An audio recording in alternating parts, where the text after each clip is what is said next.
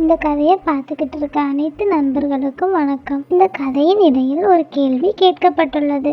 அதுக்கு விடை தெரிந்தவங்க கமெண்ட் பாக்ஸில் கமெண்ட் பண்ணுங்க. மேலும் உங்களுக்கு இந்த கதை பிடிச்சிருந்துன்னா லைக் பண்ணுங்க, ஷேர் பண்ணுங்க, சப்ஸ்கிரைப் பண்ணுங்க.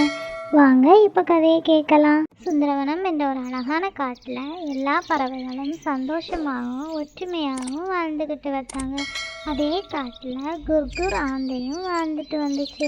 குர்குர் ஆந்தை இரவில் உணவு தேடிக்கிட்டு பகலில் தான் தூங்கும். சில நாட்களாகவே அந்த குர்குர் ஆந்தைக்கு பகலில் தூங்கவே முடியலை.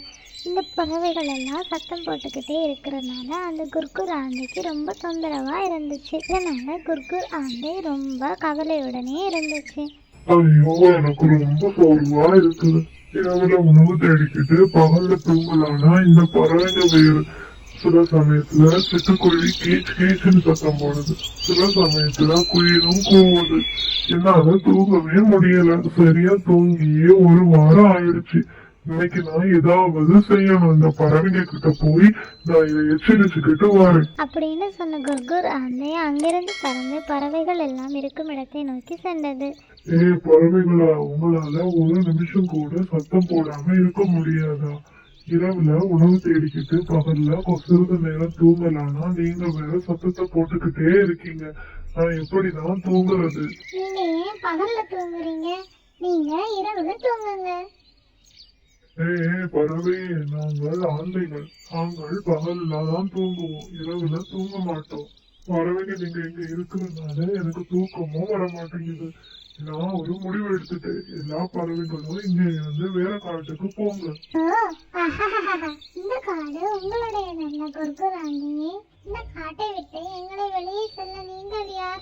பறவைகள் எல்லாரும் காடுகளில் தான் வாழ்வோம். இந்த காட்டில் எங்களை காப்பாற்றுவது நீங்கள் அல்ல. நீங்கள் வேண்டுமானால் இந்த காட்டை விட்டு போங்கள். நாங்கள் எல்லாரும் சிறிய பறவைகள். எங்களால் உங்களுக்கு எந்த ஒரு தீங்கும் இருக்காது. நாங்கள் இந்த காடுகள்ல தான் இருப்போம். சரிதான், நீங்கள் சிறிய பறவைகள். நீங்கள் காடுகள்ல தான் இருக்க முடியும். உங்களுக்கு எவ்வளவு பணம் வேண்டுமானாலும் நான் தருகிறேன். இந்த காட்டை விட்டு நீங்கள் அனைவரும் போய்விடுங்கள். இல்லை இல்லை குர்குராண்டியே, நாங்கள் எல்லாரும் சிறிய பறவைகள். பறவைகள் எல்லாரும் நாங்கள் காடுகள்ல தான் வாழ்வோம். ஆந்தைகள் காடுகள்ல இருப்பதில்லை. ஆந்தை குகைகள்ல தான் இருக்கும். நீங்க வேணா இந்த காட்டை விட்டுக்கிட்டு அந்த குகைக்குள்ள போய் இருங்க. மீனாட்சி குருவி அப்படி சொன்னதை கேட்டதுமே குர்குர் ஆந்தை கோபத்துடனே அங்கிருந்து சென்றது. பிறகு எல்லா பறவைகளும் அதனுடைய வீடுகளுக்கு சென்றன. மீனாட்சி குருவிக்கு சோனுங்கிற ஒரு குட்டி குழந்தையும் இருந்துச்சு. அம்மா அம்மா, எனக்கு ரொம்ப பசிக்குது. நீங்க போய் ஏதாச்சும் தானியங்களை எடுத்துக்கிட்டு வாங்க. சரி சோனு, நீ வீட்டிலேயே உட்காந்துரு. நான் போய் ஏதாச்சும் தானியங்கள் கிடைக்குதான்னு பார்த்துக்கிட்டு வரேன். மீனாட்சி குருவி தானியங்களை எடுப்பதற்காக காடுகளில் அங்குமிங்குமாக அலைந்தது. பின்னர் தனக்கு கிடைத்த தானியங்களை எடுத்துக்கிட்டு மீனாட்சி குருவி ஒரு மரக்கிளையில் அமர்ந்திருந்துச்சு. அந்த சமயம் பார்த்து திடீர்னு குர்குர் ஆந்தையும் அதனுடைய நண்பனும் சேர்ந்து மீனாட்சி குருவி எடுத்து வைத்த தானியங்களை எடுத்துக்கிட்டு மீனாட்சி குருவியையும் காயப்படுத்திக்கிட்டு அந்த ரெண்டு ஆந்தைங்களும் காட்டுக்குள்ளே போனாங்க. காட்டுக்குள்ளே போன அந்த ரெண்டு ஆந்தைங்களும் பறவைங்களுக்கு கூட சேதப்படுத்தினாங்க. அந்த ஆந்தைங்க ரெண்டு பேரும் குருவிங்களுக்கு ரொம்பவே தொந்தரவு கொடுத்தாங்க. இதனால காட்டில் இருந்த எல்லா குருவிகளும் ரொம்பவே பயத்தில் இருந்தாங்க. ஒரு நாள் பறவைகள் எல்லாம் ஒன்று கூடி இப்படி பேசிக்கிட்டாங்க. பானு அக்கா, இதை கேட்டீங்கன்னா, தானியங்களை எடுத்துட்டு வர போகும்போது அந்த ரெண்டு ஆண்டுகளும் என்ன வந்து தாக்குனாங்க. எடுத்துக்கிட்டு வந்த அந்த தானியங்களையும் அவங்க எடுத்துக்கிட்டு போயிட்டாங்க. அம்மா மீனாட்சி, அவங்க என்னுடைய வீட்டையும் அவங்க சேதப்படுத்திட்டாங்க. இந்த காட்டுல இருக்கிறதுக்கே ரொம்ப பயமா இருக்குது. நம்ம என்ன பண்ண போறோம்னே தெரியல அப்படின்னு பேசிக்கிட்ட எல்லா பறவைகளும் தங்களுடைய வீட்டு போனாங்க. அம்மா அம்மா, நீங்க ஏதாவது தானியங்களை எடுத்துக்கிட்டு வந்தீங்களா?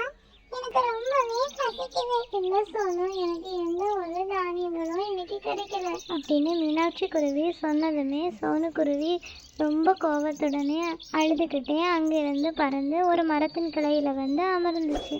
அந்த சமயம் பார்த்து திடீர்னு ஒரு தேவதை அங்க வந்தாங்க. சின்ன குருவியே, நீ ஏன் அழுதுகிட்டு இருக்க? உனக்கு என்ன ஆச்சு?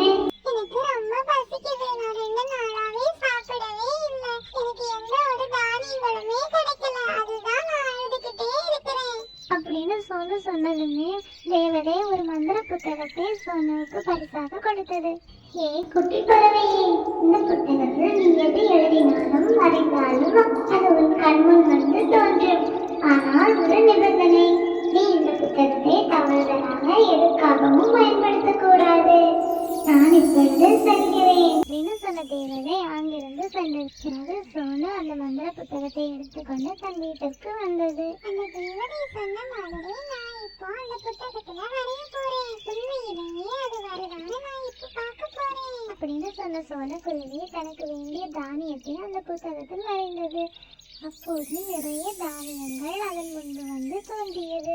தானியங்களை கண்டதுமே குட்டி சோனு, அம்மா அம்மா இங்க வாங்க, இங்க பாருங்கம்மா, நிறைய தானியங்கள் இருக்கு.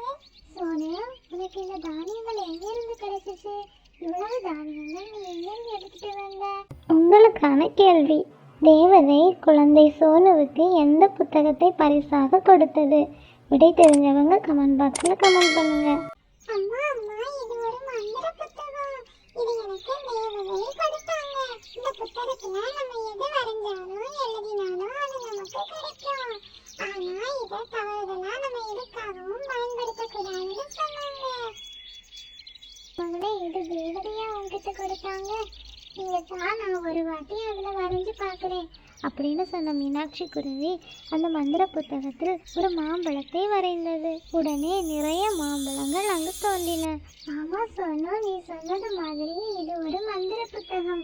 இனி நாம் பசியாக எப்போதுமே இருக்க வேண்டாம். இந்த காட்டுல நிறைய பறவைகள் பசியுடனே இருக்கின்றன. நாம் அந்த பறவைகளுக்கு உணவு கொடுக்கலாம் அப்படின்னு சொன்ன மீனாட்சி குருவி காடுகளில் பசியுடன் இருந்த பறவைகளை அழைத்து அதற்கு நிறைய பழங்களையும் கொடுத்தது. அரே, இங்க என்ன நடக்குது? நான் எப்படியாவது இந்த மந்திர புத்தகத்தை திருட வேண்டும் அப்படின்னு சொன்ன குர்குர் ஆந்தை மீனாட்சி குருவியின் வீட்டிற்கு சென்றது. அந்த நேரம் சோனு குருவி தூங்கிக்கிட்டே இருந்துச்சு. இதை பார்த்த குர்குர் ஆந்தை அந்த மந்திர புத்தகத்தை எடுத்து சென்றது. நான் இந்த காட்டுல உள்ள எல்லா பறவைகளையும் இந்த காட்டை விட்டு விரட்டுற குருவிகளை எல்லாம் பயமுறுத்துற மாதிரி நான் ஒரு பறவையை இதுல வரைய போறேன் அப்படின்னு சொன்ன குர்குர் ஆந்தை அந்த புத்தகத்தில் ஒரு கழுகை வரைந்தது. உடனே அங்கு ஒரு பெரிய கழுகு தோன்றியது. சொல்லுங்க மாஸ்டர், நான் இப்போ என்ன செய்யணும்? இந்த காட்டுல எந்த ஒரு பறவைகளுமே இருக்கக்கூடாது. அது என்ன ரொம்பவே தொந்தரவு பண்ணிட்டுங்க. நீ போய் எல்லா பறவைகளையும் சாப்பிட்டுக்கிட்டு வா. சரி மாஸ்டர், நான் அப்படியே செய்றேன். அதே சமயத்துல மீனாட்சி குருவி மந்திர புத்தகம் தொலைந்து போனதை காடுகளில் உள்ள எல்லா பறவைகளிடமும் சொன்னது. எல்லா பறவைகளும் ஒன்று கூடி இப்படி பேசிக்கிட்டாங்க. என்னுடைய மந்திர புத்தகம் தொலைந்து விட்டது. அதை யார் திருடுனாங்கன்னு எனக்கு தெரியாது. ஆனா நான் ஒண்ணு கேள்விப்பட்டேன். அந்த ஆந்தை இந்த காட்டில் உள்ள எல்லா பறவைகளையும் கொண்டு ஒரு கழுகை அனுப்பி இருக்கிறது. அதனால நம்ம எல்லாருமே இந்த காட்டை விட்டு வேறு காட்டிற்கு செல்வோம் அப்படின்னு சொன்னதுமே எல்லா பறவை தங்களுடைய உயிரை காப்பாற்றி கொள்ள அந்த காட்டிலிருந்து வேறொரு காட்டிற்கு சென்றது. அதே சமயத்துல காடு முழுவதும் அலைந்து திரிந்த அந்த கழுகுக்கு எந்த ஒரு குருவியுமே கிடைக்கவில்லை. இதனால் கழுகு அந்த குர்குர் ஆந்தையிடம் கூறியது, இது என்ன காடு? இந்த காட்டில் பறவைகள் எதுவுமே இல்லை. நான் எந்த பறவையுமே இந்த காட்டுல பார்க்கல. எனக்கு ரொம்ப பசிக்குது. நான் ஏதாவது சாப்பிடணும். கழுகு அப்படி சொல்லிக்கிட்டு இருக்கும் போதே கழுகு முன்பு ஒரு குருவி வந்து தோன்றியது. அந்த குருவியை கொண்டு அந்த கழுகு சாப்பிட்டது. அப்படி பல நாட்களும் நடந்து கொண்டே இருந்தது. ஒரு நாள் திடீரென அந்த மந்திர புத்தகம் எரிந்து சாம்பலானது. மாஸ்டர், அந்த புத்தகம் எரிந்து போச்சு. நான் இப்போ என்ன செய்யறது? எனக்கு ரொம்ப பசிக்குது. நான் பறவைக்கு எங்க போறது? ஏதாவது செய்யுங்க மாஸ்டர், ஏதாவது செய்யுங்க. இந்த கழுகு எப்பவுமே பசிக்குதுன்னு என்ன தொந்தரவு பண்ணிட்டே இருக்குது. இது பசியில இறந்து போனா ரொம்ப நல்லது. அப்பதான் நான் இந்த பிரச்சனையில இருந்து விடுபட முடியும் அப்படின்னு மனசுக்குள்ள எண்ணிக்கிட்ட அந்த ஆந்தை இப்போ இந்த காட்டுல பறவைங்க இல்ல. நான் எங்கிருந்து உனக்கு பறவைகளை கொண்டு தருவேன்? அந்த குர்குர் ஆந்தை அந்த கழுகுக்கு எந்த ஒரு உணவுமே கொடுக்கல. 3 நாட்களாகவே அந்த கழுகு ரொம்ப பசியாவே இருந்துச்சு. குர்குர் ஆந்தையும் எந்த ஒரு பறவைகளுக்கு தொந்தரவும் இல்லாம நல்லா தூங்கிக்கிட்டே இருந்துச்சு. இந்த ஆந்தை மாஸ்டர் 3 நாளா எனக்கு உணவு தராம கஷ்டப்படுத்துறான். இவன் எனக்கு இனி பறவைகளை தரமாட்டான். நான் இவனை சாப்பிட்டுட்டு நான் இந்த காட்டை விட்டு வெளியே போகணும். அப்படின்னு பேசிக்கிட்ட கழுகு ஆந்தையை கொண்டு சாப்பிட்டது. இப்படி ஆந்தைக்கு சரியான தண்டனை கிடைத்தது. இந்த கதையிலிருந்து நம்ம என்ன தெரிஞ்சுக்கிட்டோம்னா, பிறருக்கு நம்ம தீங்கு விளைவிக்கணும், அழிக்கணும் அப்படிங்கிற எண்ணமும் செயலும் அது தன்னை தானேயே அழித்து விடும். அதனால நம்ம யாருக்குமே எப்போதுமே தீங்கு நினைக்கவே கூடாது. இந்த கதை உங்களுக்கு பிடிச்சிருந்ததுன்னா லைக் பண்ணுங்க, ஷேர் பண்ணுங்க, சப்ஸ்கிரைப் பண்ணுங்க. நன்றி.